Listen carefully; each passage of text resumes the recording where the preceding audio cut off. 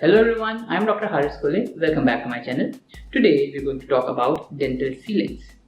You might have heard of dental fillings, root canals, dental extractions. You might have even heard about dental implants. These are treatments that are done after a disease has happened. They form a part of restorative dentistry where we restore teeth.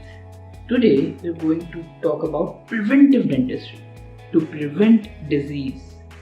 Dental sealants form a major part of preventive dentistry. Your big back chunky teeth, which we call as molars, are used for chewing food.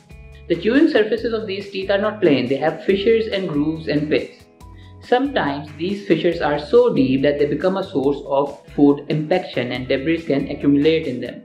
Also, since some of them are so deep that it is very difficult to keep them clean using normal toothbrushing, it becomes a very favorable site for the nasty bacteria to attack and cause decay. Even if you're brushing your teeth regularly, these deep fissures can become a source of decay, a source of food impaction, which eventually leads to decay. When your child's first molar teeth appear, your dentist can recommend you sealants. As the name implies, the sealants seal the deep fissures and grooves in the molar teeth. After careful inspection, your dentist can advise you about the number of teeth that require sealing. Usually the teeth with deep fissures are selected, molars and sometimes premolars. Who should get sealants? Children and teenagers are an ideal candidate for sealants as this will prevent the decay in future. Ideally, children should get sealants as soon as the first permanent molars and premolars erupt in their mouth. In this way, sealants will prevent the decay in the caries-prone years of 6 to 14. Adults with no cavities or fillings can also gain benefit from sealants.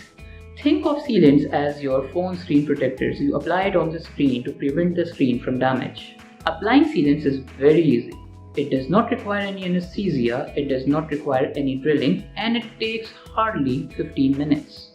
Your dentist first thoroughly cleans the tooth that requires sealants to be done. He then applies a gel to condition the fissures and grooves to receive sealants, and he then applies the sealant over the fissures and grooves. He then uses a special light to harden the sealant material, hence sealing the fissures and grooves. Since the treatment does not require any anesthesia or drilling, the children are usually very cooperative while receiving them, and it helps boost their confidence in the dentist and the dental treatment, and they happily get it done in future as well. Are dental sealants permanent?